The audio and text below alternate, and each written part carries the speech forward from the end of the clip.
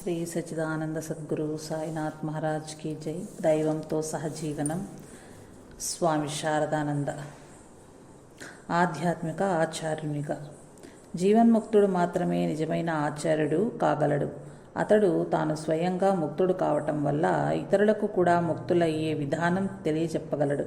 భగవద్గీత పరిభాషలో చెప్పాలంటే శారదానంద స్వామి స్థిరమైన విజ్ఞానం కలిగిన స్థితప్రజ్ఞుడు. ఆయనను బాగా సన్నిహితంగా తెలిసి ఉన్న వాళ్లకు ఆయన ఒక పరిపూర్ణ వ్యక్తిగా కనిపించేవారు. ఆయనలోని గాఢమైన ఆధ్యాత్మికత, సూక్ష్మబుద్ధి, అన్నింటికీ మించి అద్భుతమైన పవిత్ర శీలం ఇవన్నీ కలిసి ఆయనకు పరిపూర్ణతను చేకూర్చేవి. సునిశితమైన మేధాశక్తిలోనూ కార్యనిర్వహణ దక్షతలోనూ ఉదార హృదయంలోనూ ఈ మూడింటిలోనూ ఆయన సమానంగా ఘనత వహించారు. ఆయనలోని తీవ్రమైన ఆధ్యాత్మిక శక్తికి తోడు విశిష్టమైన ఈ సంశ్లేషణ కారణంగా శారదానంద స్వామి అందరినీ అమితంగా ఆకర్షించేవారు. రోగార్తులు, మానసిక స్థిరత్వం లేని వాళ్ళు, తిరస్కృతులు, బహిష్కృతులు, భ్రష్టులు అందరికీ ఆయనే ఆశ్రయమయ్యేవారు. వారి పట్ల ఆయన ప్రేమ ఏదో వారి పట్ల ఓరిమి వహించటం వరకు మాత్రమే పరిమితమైనది కాదు. ఆ ప్రేమ ప్రశాంతంగానూ క్రియాశీలకంగానూ ఉండి సత్ఫలితాలను చేకూర్చేది. ఇందులో ఇముడి ఉన్న రహస్యం ఏమిటంటే ప్రేమపూర్వకమైన సహనశీలంతో పాటుగా ప్రతి వ్యక్తిలోనూ ఆ పరమాత్మ అంతర్లీనమై ఉన్నాడనే దివ్య భావంతో ఆయన అందరితోనూ ప్రవర్తించేవారు. ఈ విధంగా ఒక మంచి ఆచార్యునిగా పరిత్యకుల్తి అయిన జనులు తమ ఆత్మవిశ్వాసాన్ని తిరిగి పెంపొందించేందుకు ఆయన సాయం చేసేవారు.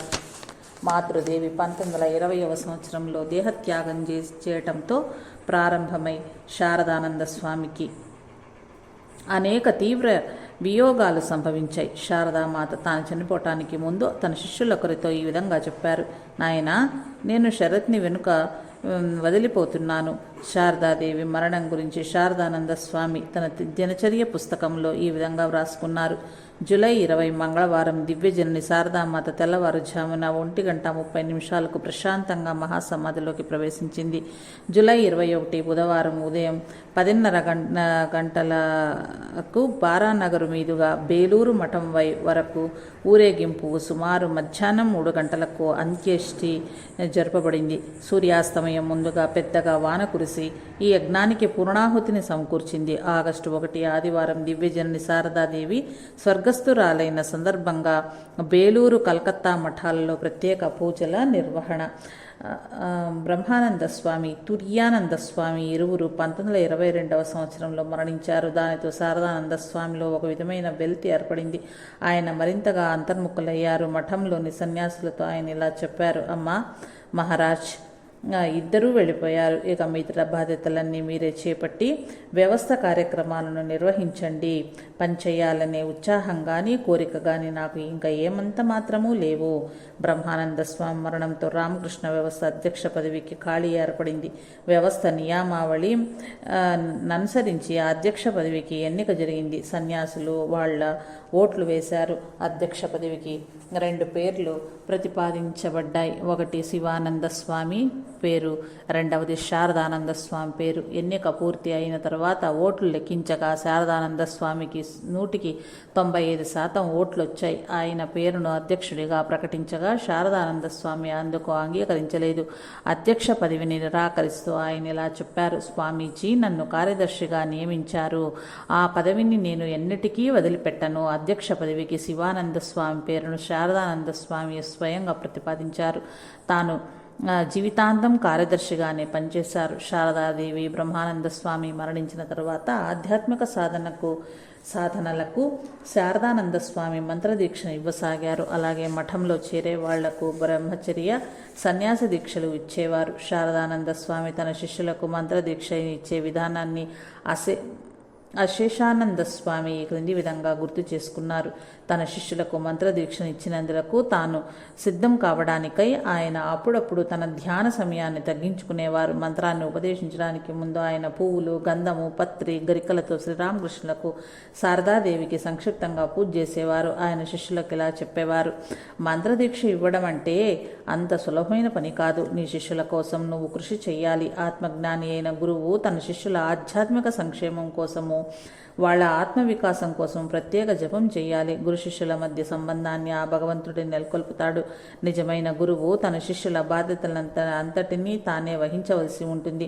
గురువు తాను మౌనంగా ప్రార్థనలు చేస్తూ, ధ్యానం అనరిస్తూ తన శిష్యుల కోసం తాను పాటుపడుతూ ఉంటాడు. తన శిష్యులందరికీ ఆత్మజ్ఞానం లభించేటంత వరకు గురువుకు విశ్రాంతి ఉండదు. శారదానంద స్వామి చెప్పిన ఈ మాటలు తన మందలోని ఆఖరు గొర్రె కూడా తిరిగి వచ్చి మందను చేరే వరకు మంచి గొర్రె కాపరికి విశ్రాంతి అనేది ఉండదు అని యేసుక్రీస్తు చెప్పిన మాటలకు గుర్తుకి తెస్తున్నాయి. శారదానంద స్వామి దృష్టిలో పనిచేయటం దైవారాధనతో సమానం.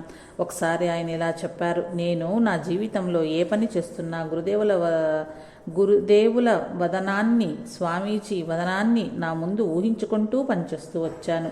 ఇతరుల అభిప్రాయాలను గురించి పట్టించుకోవటానికి నాకు తీరికే లేదు.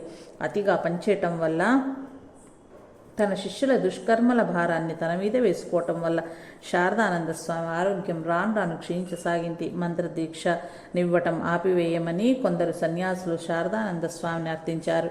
అందుకు నిరాకరిస్తూ స్వామి ఇలా చెప్పారు: అలా చెప్పవద్దు. భగవంతుడి పేరు వినటానికి జనం నా దగ్గరకు రావడం అంటే అది భగవంతుడు నాపై చూపిన అనుగ్రహ విశేషంగా నేను భావిస్తున్నాను. మంత్రదీక్షనిచ్చినందులకు నా శిష్యులు నాకు కృతజ్ఞులుగా ఉండవలసిన అవసరం లేదు.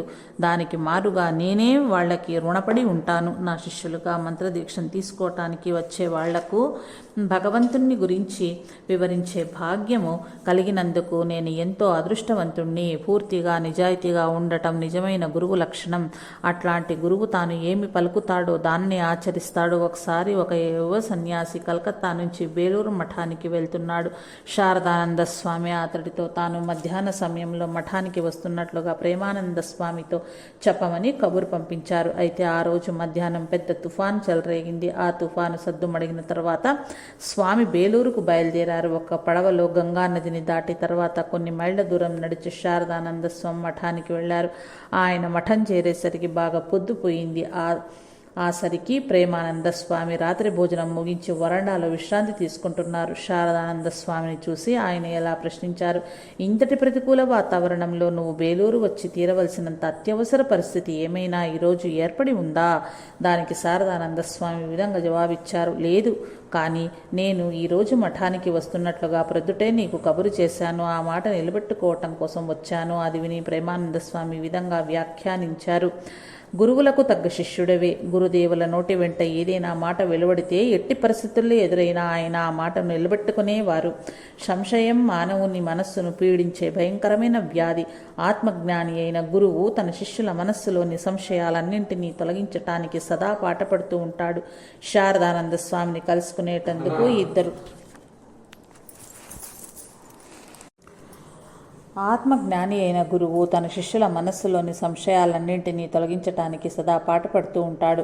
శారదానంద స్వామిని కలుసుకునేటందుకు ఇద్దరు యువ శాస్త్రవేత్తలు 1925వ సంవత్సరంలో ఉద్బోధన్ కార్యాలయానికి వచ్చారు. వారిలో ఒకతను శారదానంద స్వామిని భగవంతుడు ఉన్నాడా అని ప్రశ్నించాడు. అందుకు శారదానంద స్వామి అవును ఉన్నాడు అంటూ జవాబిచ్చారు. తర్వాత వారి మధ్య ఈ క్రింది విధంగా సంభాషణ నడిచింది: శాస్త్రజ్ఞుడు: అందుకు రుజువేమిటి? శారదానంద స్వామి: సత్యాన్ని దర్శించిన ఋషుల మాటలే. భగవంతుడి ఉనికిని ఆ ఋషులు తాము స్వయంగా అనుభవించిన తర్వాతనే భగవంతుడు ఉన్నాడని ప్రకటించారు. శాస్త్రజ్ఞుడు: వాళ్ళు తప్పులు చేయటానికి కూడా అవకాశం ఉంది కదా? శారదానంద స్వామి: ఋషులందరూ తప్పు చేయటానికి అవకాశం ఉందా? శాస్త్రజ్ఞుడు: నాకుగా నేను భగవంతుడి ఉనికిని అనుభవంలోకి తెచ్చుకుంటే కానీ నేను భగవంతుడున్నాడని నమ్మను. అప్పుడు స్వామి ఇలా అన్నారు: మంచిది, ప్రతి విషయాన్ని నువ్వు కంటితో చూసిన తర్వాత మాత్రమే నమ్ముతావా?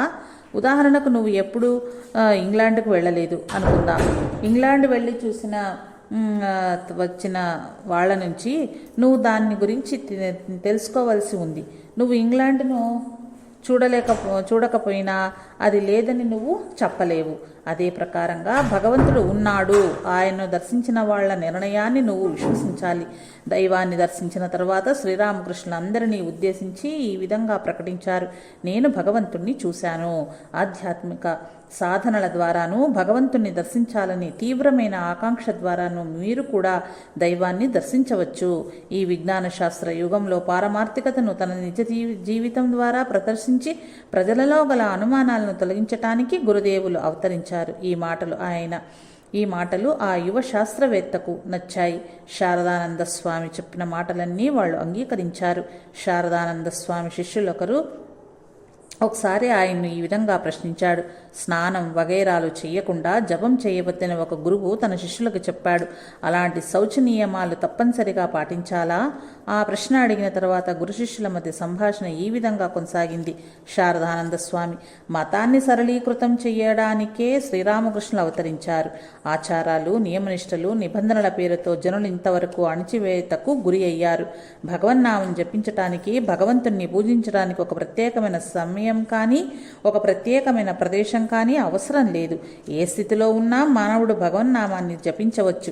ఇటువంటి బాహ్య శౌచాలకు గురుదేవులు ఎప్పుడూ అంత ఎక్కువ ప్రాధాన్యత ఇవ్వలేదు. ఇక పద్ధతుల విషయానికి వస్తే, నీకు ఏది బాగా అనుకూలంగా ఉంటే దాన్నే ఎంచుకో. నీకు భగవంతుని సాకార రూపం ఇష్టమైతే ఆ సాకార రూపాన్నే నిన్ను గమ్యం చేరుస్తుంది. నీకు భగవంతుడు నిరాకారంగా ఇష్టమైతే అది మంచిదే. దానిని అంటిపెట్టుకుని నువ్వు సాధన చెయ్యి.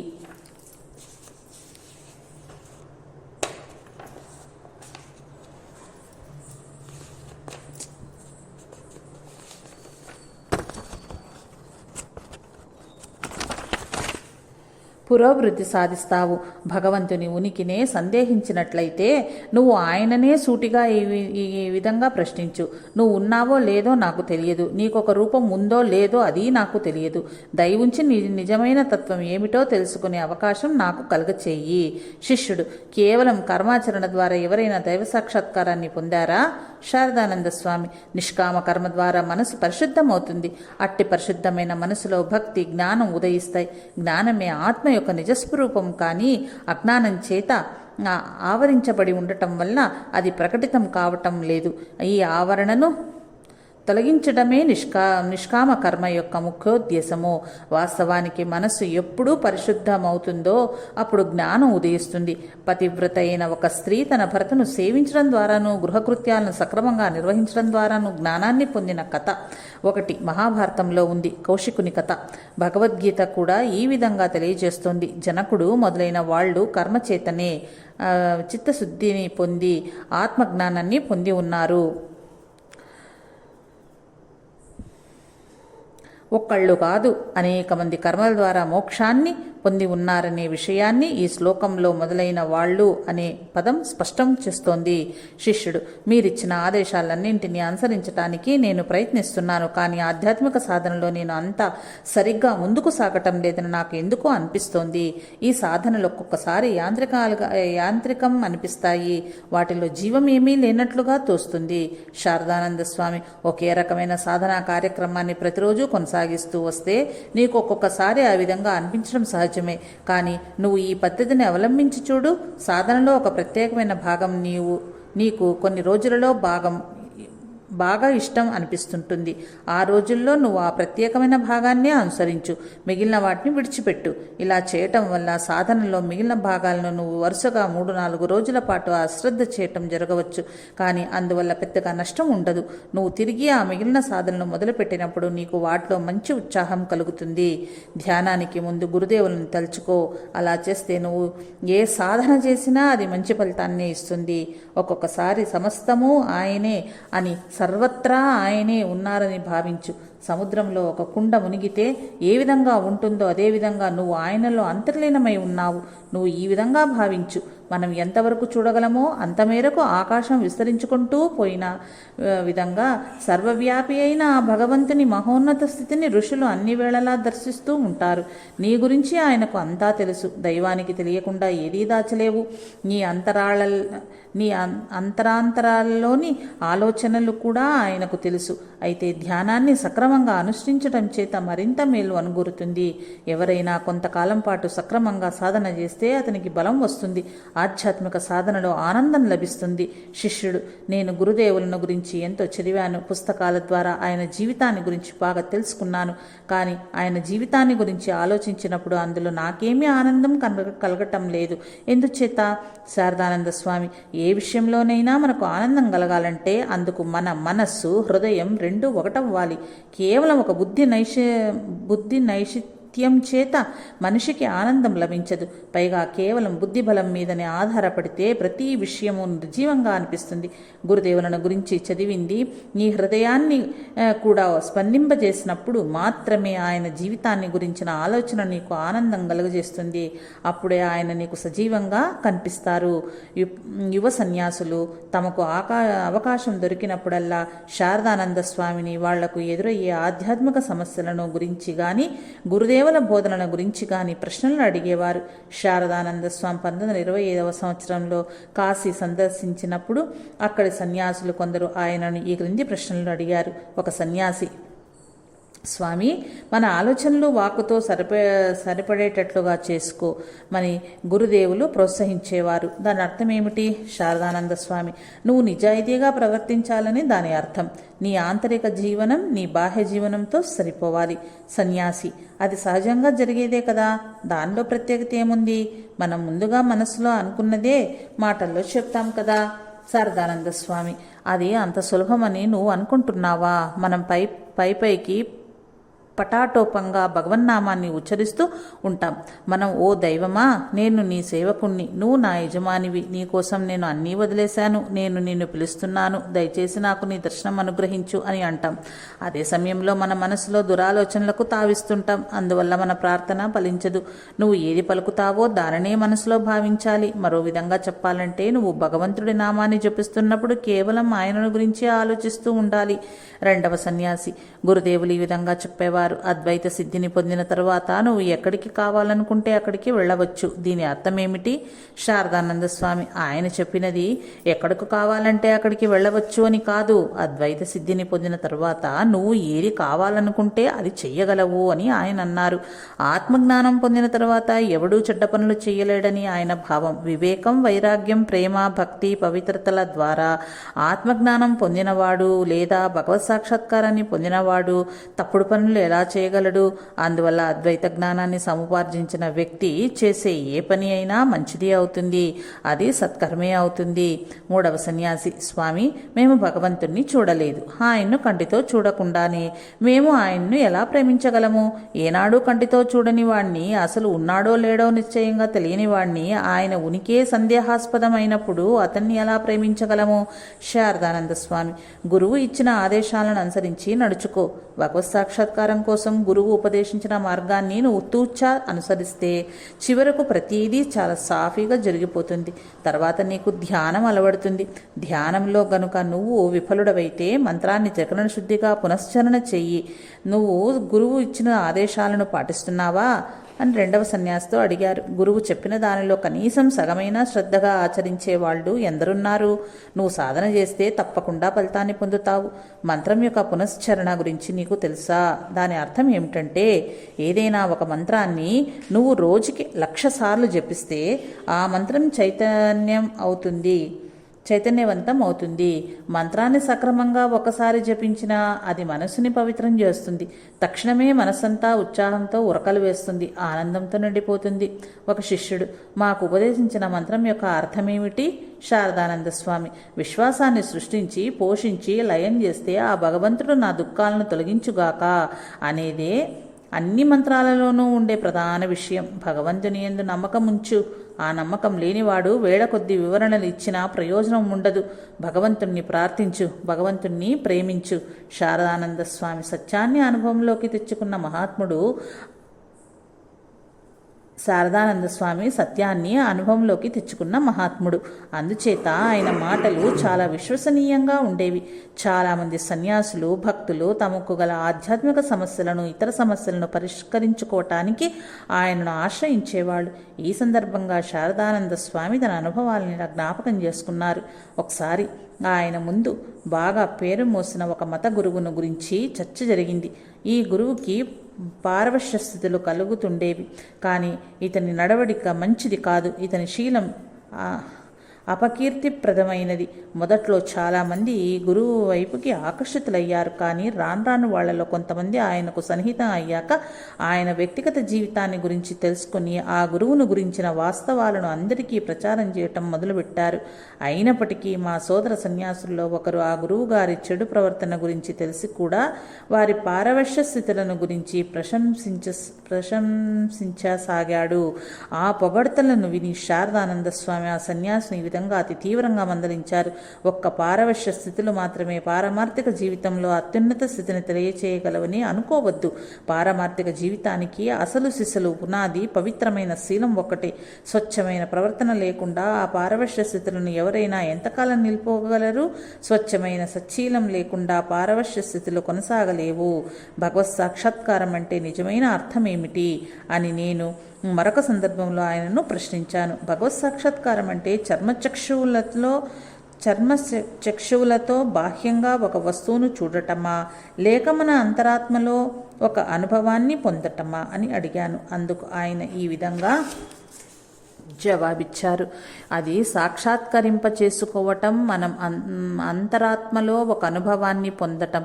అయితే ఇక్కడ ఒక విషయాన్ని గమనించాలి. మనం ఏదైనా ఒక వస్తువును మన చర్మచక్షువులతో చూసినప్పుడు కానీ, మన చెవులతో దేనినైనా విన్నప్పుడు కానీ దాని ఉనికిని గురించి మనకు ఒక దృఢమైన విశ్వాసం ఏర్పడుతుంది. కానీ అంతర్సాక్షాత్కారం నిజమైన శాశ్వత సత్యాన్ని గురించి అంతకంటే దృఢమైన విశ్వాసాన్ని మనలో కలిగిస్తుంది. అదే నిజమైన భగవత్ సాక్షాత్కారం. జై రామకృష్ణ. శ్రీ సచ్చిదానంద సద్గురు సాయినాథ్ మహారాజ్ కీ జై. దైవంతో సహజీవనం. స్వామి శారదానంద చివరి రోజులు. తన మనస్సును భగవంతుడు లేక ఆత్మ మీద లగ్నం చేస్తూ అదే సమయంలో తన చేతులను కార్యనిర్వహణలో నిమగ్నమనర్చగల వ్యక్తికి శారదానంద స్వామి ఒక అద్భుతమైన ఉదాహరణ. కర్మ చెయ్యటంలో నిమగ్నమై ఉండి కూడా ఆత్మ ఏ కర్మనూ చెయ్యకుండా నిష్క్రియంగా ఉన్నదని నిజమైన యోగి భావిస్తాడు. కార్యనిర్వహణ శరీరానికి, ఇంద్రియాలకు, మనస్సుకి సంబంధించింది. అది మార్పులేని ఆత్మను ఏ విధంగానూ ప్రభావితం చేయలేదు.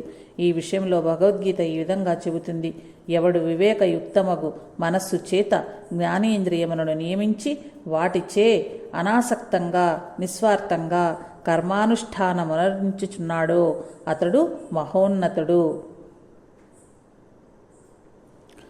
3వ అధ్యాయం 7వ వచనం. సన్యాసులు ధ్యానం చేయటం కోసం కర్మలను వదిలిపెట్టి ఏకాంత ప్రదేశాలకు పోవటానికి ఉత్సుకత చూపిస్తుంటారు. అటువంటి వాళ్లతో శారదానంద స్వామిలా చెప్పారు: నాయనలారా, మీ సందేహాలను పూర్తిగా తొలగించుకోండి. నేను ఈ రోజున చెప్పేది బాగా గుర్తుంచుకోండి. ఇక్కడ అంటే పని చెయ్యటంలో అని శారదానంద స్వామి భావం. ఎవరైతే నిశ్రేయస్యాన్ని సాధిస్తారో వాళ్లే అక్కడ కూడా అంటే ఏకాంతంలో నిశ్రేయాన్ని పొందుతారు. ఇక్కడ పనిలో సాధించలేని వాళ్ళు అక్కడ ఏకాంతంలో ఏమీ సాధించలేరు.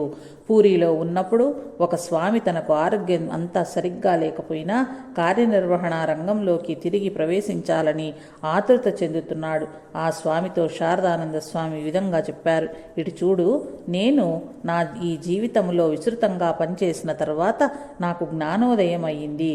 మనం చేస్తున్నదేమీ లేదని, మనం కేవలం పనిముట్లం మాత్రమేనని అర్థమైంది. ప్రతిదీ గురుదేవుల సంకల్పం ప్రకారమే జరుగుతుంది. ఇంతకు పూర్వం నేను ఫలానా పని నేను లేకపోతే జరగదు, దెబ్బతింటుంది అని భావించేవాడిని. నేను లేనప్పుడు ఈ పని ఎవరు చేస్తారు అని సందేహించేవాడిని. కానీ ఇప్పుడు నేను చూస్తున్నది ఏమిటంటే, ఎవరు ఉన్నా ఎవరు లేకపోయినా గురుదేవుల పని ఆగదు. శారదానంద స్వామి చూపించిన ప్రేమానురాగాలను గురించి అశేషానంద స్వామి తన జ్ఞాపకాలను ఈ క్రింది విధంగా వ్రాశారు. మాలాంటి యువ సన్యాసులతో వ్యవహరించేటప్పుడు శారదానంద స్వామి చూపించే ప్రేమకు, క్షమాగుణానికి అవధులే ఉండేవి కావు. పూరిలో ఆయనతో గడిపిన రోజులలో ఒకనాడు ఆయన తాను ఒక డ్రాయర్ సొరుగులో దాచిన రుద్రాక్షమాల కనిపించటం లేదని నాతో చెప్పారు. ఆ రుద్రాక్షమాల దివ్యజనని శారదాదేవికి సంబంధించింది. ఆమె మహాసమాధి చెందిన తర్వాత నేను దాన్ని ఎంతో పదిలంగా కాపాడుకుంటూ వస్తున్నాను అని ఆయన తెలియజేశారు. ఆ రుద్రాక్షమాల ఒక బంగారు తీగలో చుట్టబడి ఉంది. మనం జగన్నాథ స్వామి దేవాలయానికి దైవ దర్శనం కోసం వెళ్ళిన సమయంలో ఎవళ్ళో వచ్చి ఆ బంగారానికి ఆశపడి వాటిని పట్టుకుపోయి ఉంటారు అని ఆయన అన్నారు. ఇది నాకెంతో విచారాన్ని కలిగించింది. సాయంత్రం పూట పూజ ముగిసిన తరువాత నేను పొరపాటున ఆ రుద్రాక్షమాలను ఆనాటి నిర్మాల్యంతో సహా సముద్రంలోకి విసిరివేసి ఉంటానని భావించి సముద్ర తీరంలో చాలాసేపు వెతుకులాడాను. కానీ ఏమీ దొరకలేదు. అప్పుడు శారదానంద స్వామి నన్ను ఇలా ఓదార్చారు. ఒకదాని తర్వాత ఒకటి వెళ్ళిపోతున్నాయి. ఇదంతా మాతృదేవి సంకల్పం. మనం ఏం చేయగలం? బాధపడకు. శారదానంద స్వామికి వయసు పైబడుతున్న కొద్దీ ఆయనకు ఇదివరకు మాదిరిగా అనారోగ్యంతో ఉన్న సన్యాసులను, భక్తులను గురించి స్వయంగా శ్రద్ధ వహించడం సాధ్యం కాలేదు. అయినప్పటికీ ఆయన అందరి పట్ల తన శ్రద్ధాశక్తులను తెలియజేస్తూ తన ప్రేమను, సానుభూతిని వారికి అందజేస్తూనే ఉండేవారు. ఒక మండు వేసవి రోజున మధ్యాహ్న భోజనమైన తర్వాత ఆయన ఉద్బోధన గృహం నుంచి ఒంటరిగా బయటకొచ్చారు. ఆ సమయంలో శారదానంద స్వామి అలా బయటకు వెళ్ళటం చాలా అరుదు. అందుచేత ఆయన పరిచారకుడైన అశేషానంద స్వామి ఆయనను అనుసరించి వెళ్లారు. స్వామి అతన్ని తన వెంట రావద్దన్నారు, నిరుత్సాహపరిచారు. ఆయన తన భక్తుడైన కోకాని అనే ఒక పార్షీ వ్యక్తిని కలుసుకోవటానికి వెళ్తున్నారు. ఆ పార్షీ భక్తుడు క్షయ వ్యాధితో బాధపడుతున్నాడు. వ్యాధి బాగా ముదిరిపోవడంతో అతడు మరణానికి చేరువలో ఉన్నాడు. అలాంటి క్షయరోగి వద్దకు తన పరిచారకుడు వస్తే అతడి ఆరోగ్యం దెబ్బతింటుంది అనే భయంతో శారదానంద స్వామి అతన్ని తన వెంట రావద్దని నిషేధించారు. కానీ ఆ పరిచారకుడు గట్టిగా పట్టుపట్టడంతో అతడు తనతో రావటానికి స్వామి సమ్మతించారు. వాళ్ళిద్దరూ మధ్య కలకత్తాలోని ఏజ్రా వీధిని చేరుకున్నారు. అంటే ఒక మేడలోని 2వ అంతస్తులో కోఖాని నివసిస్తున్నాడు.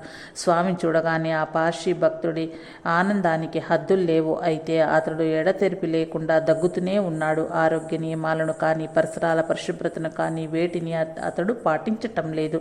తాను దగ్గినప్పుడు నోటికి ఒక చేతి రూమాలను కూడా కాకుండా తన చేతులతోనే అడ్డం పెట్టుకుంటూ దగ్గుతున్నాడు. ఇవేవి పట్టించుకోకుండా శారదానంద స్వామి కోఖాని మంచం మీద కూర్చొని తన చేతిలో అతడి తలను నిమురుతూ లాలించసాగాడు. కోకాని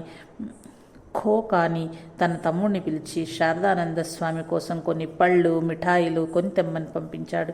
అవి తెచ్చిన తర్వాత కోకాని తన చేతులను కనీసం కడుక్కోకుండా పళ్ళ తొక్కులు ఒలిచి తిరిగి వాటిని ఒక పళ్ళెంలో ఉంచి స్వామికి నివేదించాడు. దానికి అడ్డు తగులుతూ స్వామి పరిచారకుడైన అశేషానంద స్వామి ఇలా అభ్యంతరం చెప్పాడు. కోకాని, స్వామివారు ఇప్పుడే తన భోజనం పూర్తి చేశారు. ఇంకా ఇప్పుడు ఆయన ఏమీ తినలేరనుకుంటాను.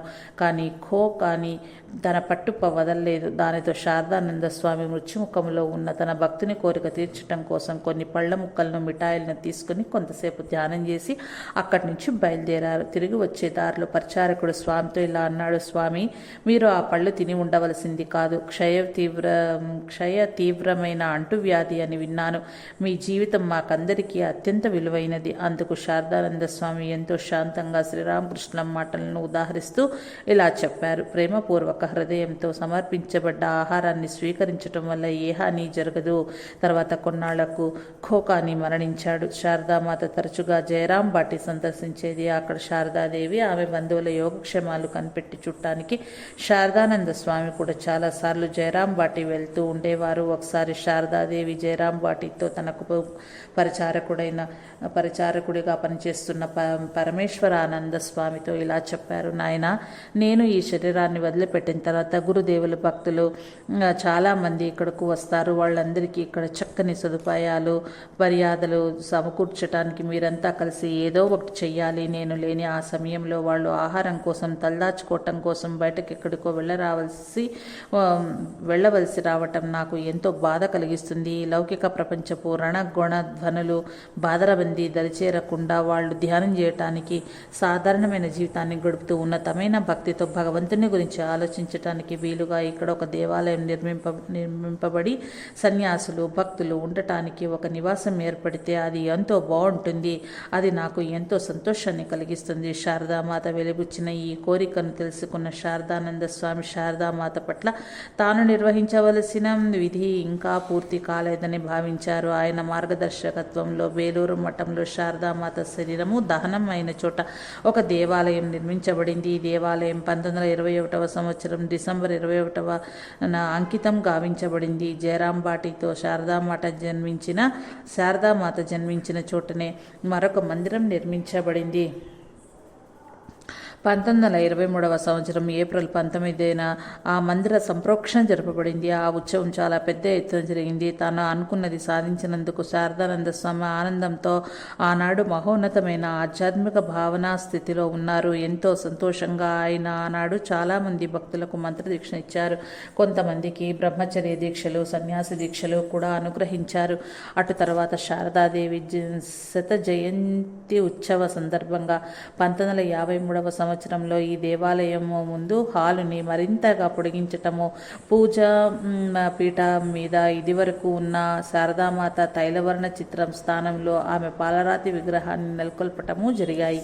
జయరాంబాటి నుంచి కలకత్తాకు తిరిగి వచ్చిన తరువాత శారదానంద స్వామి మరింతగా అంతర్ముఖులైనారు. ఆయన తన దినచర్య పుస్తకంలో వ్రాసుకున్న అంశాలు ఆయనకు దైవ సంసర్గం లభించినదని, పలు రకాల దివ్య దృశ్యాలు ఆయనకు కనిపించినవని సూచిస్తాయి. 1923 డిసెంబర్ 12 దైవ సంసర్గపు తొలి రోజు, 1924 జనవరి 4 దైవ సంసర్గంలో రెండవ రోజు, 1920 జనవరి 17 మూడవసారి జగజ్జనని దర్శనం, 1924 జనవరి 31 దైవ సంసర్గం అంతటా లభించలేదు.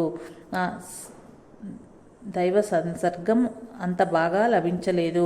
1924 ఫిబ్రవరి 8 దైవ సంసర్గం చక్రం మళ్ళీ మొదలైంది. 1924 ఫిబ్రవరి 10 తీవ్రమైన దైవ సంసర్గం హృదయ కేంద్రాన్ని తాకుతోంది. మర్దనం జరుగుతోంది. జగజ్జనని సాక్షాత్కారం మాటిమాటికి కలుగుతున్నది. ఇది చివరకు ఫిబ్రవరి 19తో అంతమయ్యింది.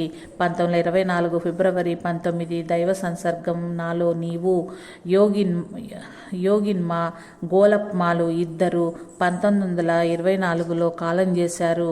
వీరి ఇద్దరు గురుదేవుల భక్తులు. శారదాదేవికి అత్యంత సన్నిహిత సహచరణులు.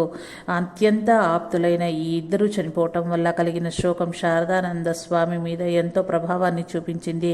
శారీరకమైన అనారోగ్యం దీనికి తోడై శ్రీరామకృష్ణ వ్యవస్థ యొక్క విధులను నిర్వహించలేనంతగా స్వామిని అశక్తుని చేసింది.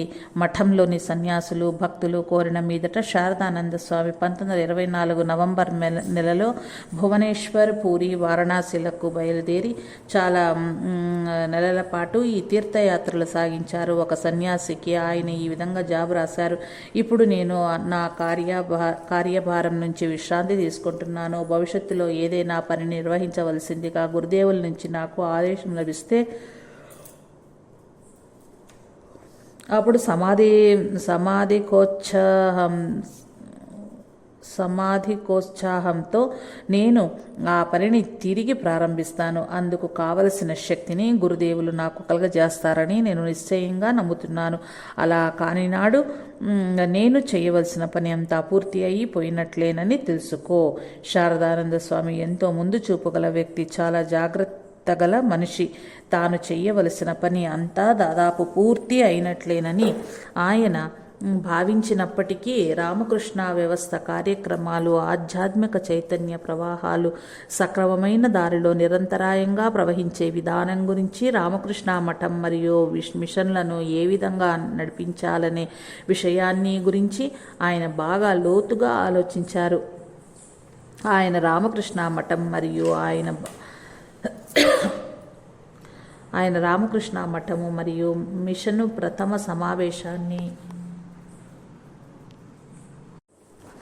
1926వ సంవత్సరంలో బేలూరు మఠంలో ఏర్పాటు చేశారు. ప్రపంచమంతటి నుండి అనేక మంది రామకృష్ణ వ్యవస్థ సన్యాసులు, భక్తులు ఈ సమావేశానికి హాజరయ్యారు. ఈ సమావేశం 1926 ఏప్రిల్ 1 ప్రారంభమై ఏప్రిల్ 8 వరకు కొనసాగింది. శారదానంద స్వామి దీనికి నిర్వాహక అధ్యక్షుడు. ఈ సమావేశంలో ఆయన 2 ముఖ్యమైన ఉత్తేజకరమైన ఉపన్యాసాలను ఇచ్చారు. వాటిలో మొదటిది ఏప్రిల్ 1న ఇచ్చిన రామకృష్ణ మిషన్, దాని గతం, వర్తమానం మరియు భవిష్యత్తు. రెండవది ఏప్రిల్ 3న ఇచ్చిన రామకృష్ణ మిషన్ ఉద్దేశాలు, ఆదర్శాలు మరియు కార్యక్రమాలు. అమూల్యమైన ఈ 2 ఉపన్యాసాలు 1926 రామకృష్ణ మఠం మరియు మిషన్ సమావేశము అనే సంచికలో ప్రచురించబడ్డాయి. శారదానంద స్వామి ఇచ్చిన మొట్టమొదటి ఉపన్యాసమే ఆనాడు విచ్చేసిన ప్రతినిధులకు స్వాగతోపన్యాసము. ఆ ఉపన్యాసంలోని కొంత భాగం ఇది: ఏ ఉద్యమమైనా దాని ఆదర్శాలు సమాజం చేత, మొత్తం మానవ జాతి చేత అంగీకరించటానికి ముందు వ్యతిరేకత, ఉదాసీనత అనే మజిలీలు గుండా ప్రయాణించాలి అనేది ఒక తప్పనిసరి సూత్రంగా కనిపిస్తుంది. మానవ స్వభావం ఎక్కడైనా ఒకే రీతిగా ఉండే విధంగా ఈ సూత్రం కూడా పాశ్చాత్య దేశాలు రెండింటిలోనూ ఒకే విధంగా వర్తిస్తుంది. మీ సంస్కరణ ఉద్యమం ఎంత విప్లవాత్మకంగా ఉంటే దానికి ఎదురయ్యే ప్రతిఘటనలు కూడా అంత తీవ్రంగా ఉంటుంది. మంచిగా ఉండి ఇంతవరకు ప్రజలకు ప్రయోజనకరంగా ఉంటూ వస్తున్న ప్రతి దాని పునాదిని ఈ నూతన ఆదర్శాలు సమూలంగా నాశనం చేసి వేస్తాయని మొదట్లో జనం గగ్గోలు పడతారు. అయితే ఆ ఉద్యమంలో కనుక నిజమైన జీవం ఉండి మానవ స్వభావాన్ని నియంత్రించే ప్రాథమిక సత్యాల మీద ఆధారపడి ఆ ఉద్యమం గనుక నిర్మితమైతే అప్పుడు ఆ ఉద్యమం ఈ ఒడిదుడుకులను నిలదొక్కుని వికసిస్తుంది. ప్రతి ఘటనను ఖాతరు చేయకుండా ప్రజల హృదయాలను జయిస్తుంది. బాహ్యంగా ఎదురయ్యే ప్రతిఘటన ఎప్పుడూ ఉద్యమంలోని శక్తులు మరింత కేంద్రీకృతం కావటానికి తోడ్పడుతుంది. ఏ ప్రాథమిక సత్యాల మీద ఆధారపడి ఆ ఉద్యమం నిర్మితమైందో ఆ సూత్రాలు బహిర్గతం కావటాన్ని ప్రేరేపిస్తుంది. ఈ కారణం చేత ఉద్యమానికి లభించే ప్రతిఘటన అంతా చెడ్డదేనని చెప్పటానికి వీలు లేదు. దానివల్ల కొంత మంచి కూడా ఉద్యమానికి చేకూరుతుంది. కాబట్టి కొంతకాలం అయ్యేసరికి వ్యతిరేకత సమసిపోయి ఉదాసీనతకు చోటిస్తుంది. మొదట్లో ఉద్యమాన్ని వ్యతిరేకించిన వాళ్ళు ఈసారి ఏముంది ఆ ఉద్యమంలో అంతగా చెప్పుకోదగిన నవ్యత ఏమీ లేదు అంటూ వ్యాఖ్యానించటం ప్రారంభిస్తారు. ఈ ఉద్యమం ప్రచారం చేస్తున్న సూత్రాలు, సిద్ధాంతాలు మనకు ఫలానా కాలంలో మన ప్రాచీన శాస్త్రాల్లో చెప్పబడి ఉన్నవే కదా. ఈ సూత్రాలు, సిద్ధాంతాలు మన పూర్వీకులకు బాగా తెలుసునని, వాటిని ఎప్పుడో ఆచరణలోకి తెస్తారని తెలియచేయటానికి ఇది ఒక మంచి రుజువు.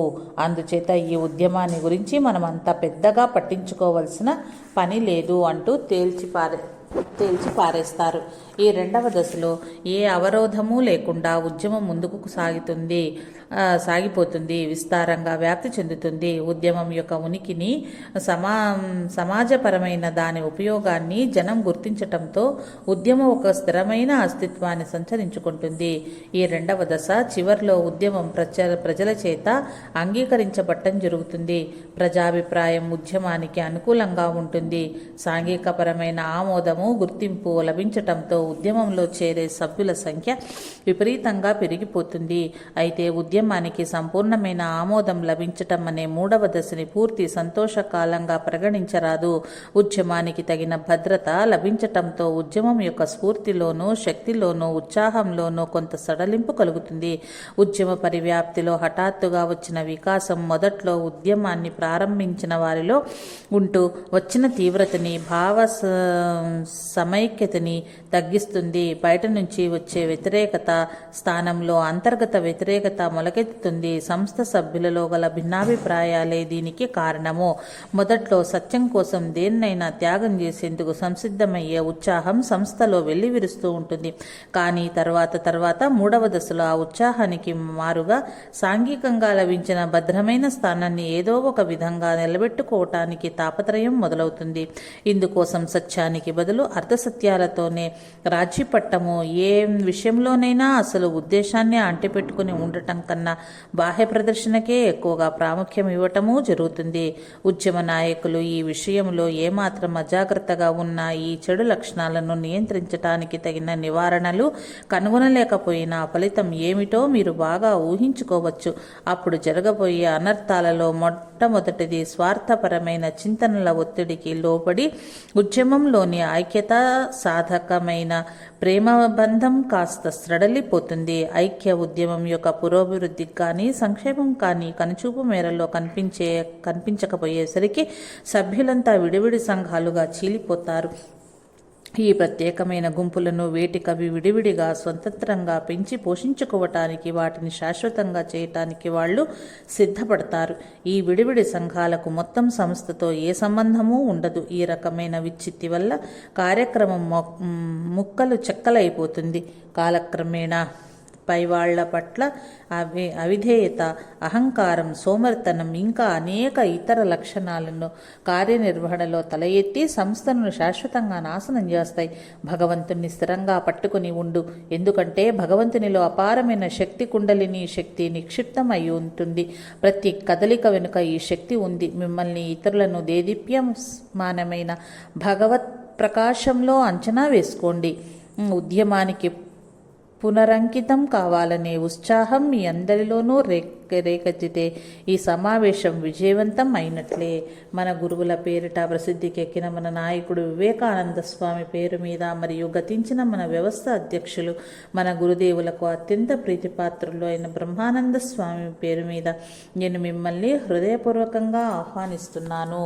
ఆనాడు శారదానంద స్వామి చేసిన ప్రసంగాలు రామకృష్ణ వ్యవస్థకు మార్గదర్శక సూత్రాలుగా పరిగణించబడ్డాయి. ఈ సమావేశ ఫలితంగా రామకృష్ణ వ్యవస్థకు సంబంధించిన అన్ని రకాలైన కార్యక్రమాలను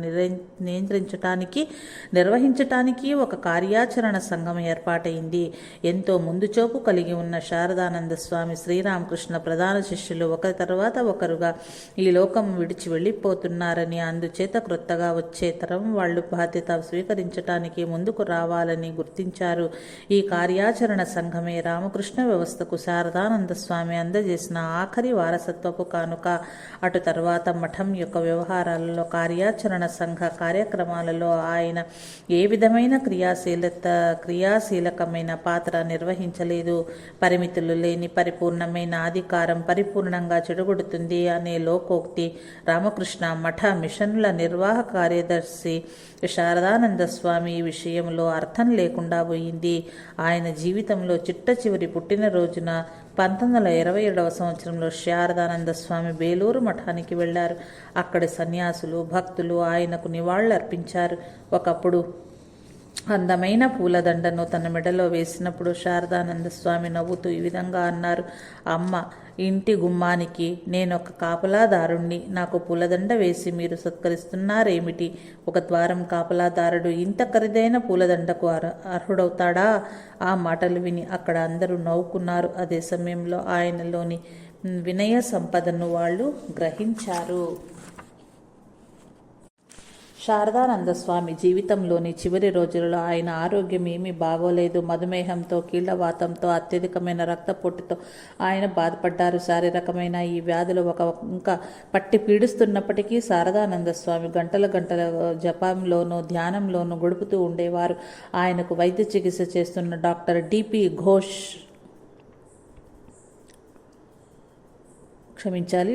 ఘేష్ శారదానంద స్వామిని జపధ్యానాలు తగ్గించవలసిందిగా సూచించారు. లేకపోతే ఆయన ఆరోగ్యం దెబ్బతింటుందని హెచ్చరించాడు.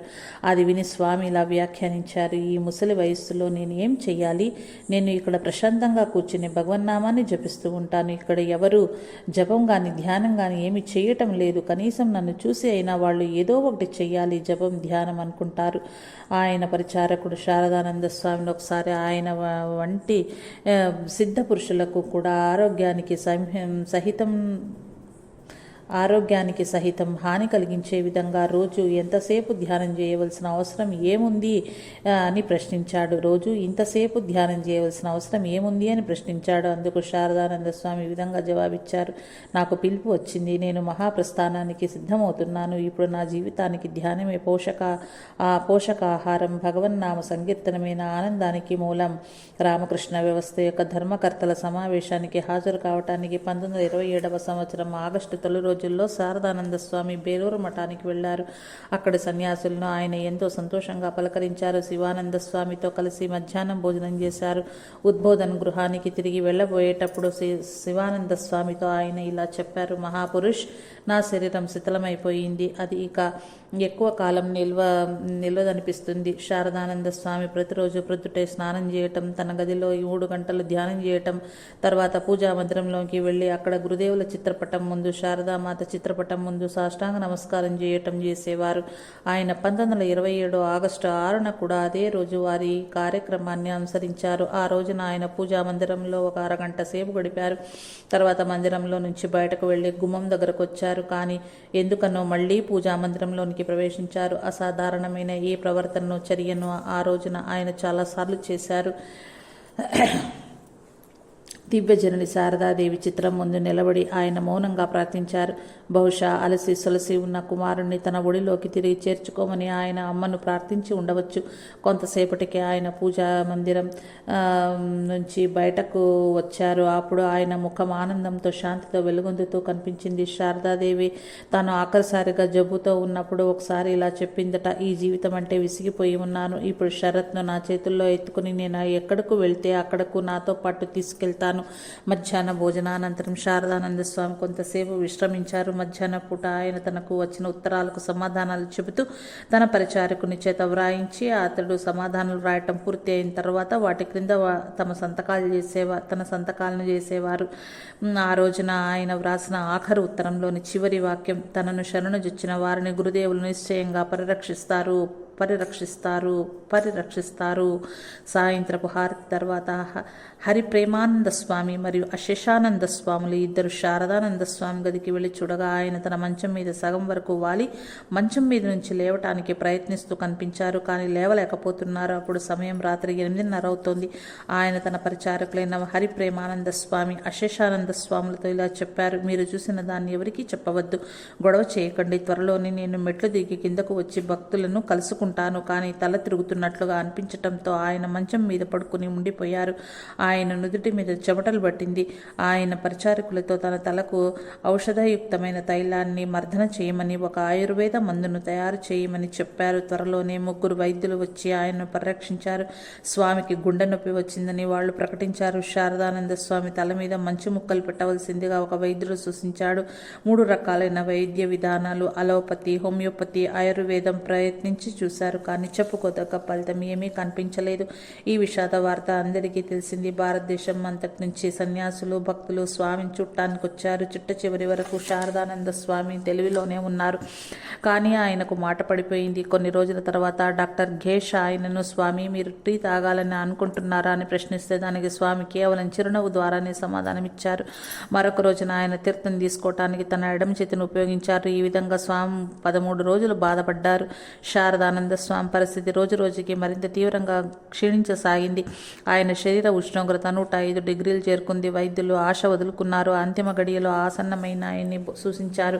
1927 ఆగస్టు 19 శుక్రవారం శ్రీకృష్ణ జన్మాష్టమి నాడు తెల్లవారుజామున 1 గంటలకు సన్యాసులు హరి ఓం రామకృష్ణ అంటూ నామస్మరణ ప్రారంభించారు. మహాయోగి శ్రీరామకృష్ణ ప్రియతమ శిష్యుడు అయిన శారదానంద స్వామి తెల్లవారుజామున 2:34 తుది శ్వాసను విడిచారు. అదే క్షణంలో అక్కడ బేలూరు మఠంలో ఉన్న శివానంద స్వామికి తనకు బాగా పరిచయం ఉన్న శారదానంద స్వామి మధురమైన కంఠస్వరం ఈ విధంగా వినిపించింది. తారకదా అన్నా తారక్, నేను కాశీ వెళ్తున్నాను. మధ్యాహ్నం శారదానంద స్వామి భౌతిక దేహాన్ని కలకత్తా నుంచి బేలూరు మఠానికి తరలించి అక్కడ దహనం చేశారు. ఒక జీవితం మరొక జీవితానికి ఉత్తేజం కలిగిస్తుంది. శారదానంద స్వామి పరమ పవిత్రమైన ప్రశాంతమైన దైవానికి అంకితమైన సమన్వయశీలమైన ఉదాత్త జీవితం గడిపారు. ఆయన జీవితం భావితరాల వారికి ప్రేరణ కలిగిస్తుంది. తన జ్ఞాపకాలలో నిఖిలానంద స్వామి విధంగా వ్రాశారు. శారదానంద స్వామిని గురించి నేను ఎప్పుడు తలుచుకున్నా నాకు భగవద్గీతలోని ఈ శ్లోకం గుర్తుకొస్తుంది. కోరికలను కోరుకునేవాడు ఎన్నటికీ శాంతిని పొందలేడు. అంచు వరకు నీటితో పూర్తిగా నిండి ఉన్న సముద్రంలోకి నదీ ప్రవాహాలు ఎన్ని ప్రవేశించినా ఆ సముద్రం పొంగి చెలియలి కట్టను దాటకుండా ఏ విధంగా అయితే స్థిరంగా ఉంటుందో అదేవిధంగా స్థితప్రజ్ఞునిలో అన్ని కోరికలు ప్రవేశించినప్పటికీ అతన్ని ఏమాత్రం కలత పెట్టజాలక అతనిలో లీనమవుతున్నాయి. అతడే శాంతిని పొందుచున్నాడు. శారదానంద స్వామి యువకునిగా శ్రీరామకృష్ణులతో గడిపిన తొలి రోజుల్లో తాను ఈ సృష్టిలోని ప్రతి జీవిలోనూ భగవంతుణ్ణి చూడగలిగేటట్లు వరం అనుగ్రహించమని గురుదేవులను ప్రార్థించారు శ్రీరామకృష్ణులు. అదేవిధంగా శరత్ను ఆశీర్వదిస్తూ అవును నువ్వు ఆ స్థితిని పొందుతావు అని దీవించారు. శారదానంద స్వామి జీవితం చివరి ఘట్టంలో ఈ దీవెన ఎలా ఫలించిందో ఈ క్రింది సంఘటన రుజువు చేస్తోంది. ప్రేమపూర్వకమైన శారదానంద స్వామి ఆదరణలో పెరిగి పెద్దవాడైన ఆయన భక్తుడొకడు స్వామిని ఇలా ప్రశ్నించాడు. స్వామి, మీరు మమ్మల్ని ఎందుకు ఇంత అధికంగా ప్రేమిస్తున్నారు? అందుకు శారదానంద స్వామి వెంటనే ఏమీ సమాధానం ఇవ్వలేదు. అటు తర్వాత కొన్ని రోజులకు ఆ భక్తుడు ఉద్బోధన గృహానికి వచ్చినప్పుడు శారదానంద స్వామి అతనితో ఇలా చెప్పారు. కొద్ది రోజుల క్రితం నేను బేలూరు మఠానికి వెళ్ళాను. శ్రీరామకృష్ణులకు సాష్టాంగ నమస్కారం చేశాను. గురుదేవులు నా ముందు కనిపించిలా అన్నారు. నువ్వు అందరిలోనూ నన్ను దర్శించటం వల్లనే అందరినీ ప్రేమిస్తున్నావు. నువ్వు కొన్ని రోజుల క్రిందట అడిగిన ప్రశ్నలకు నా సమాధానం ఇదే. జై రామకృష్ణ.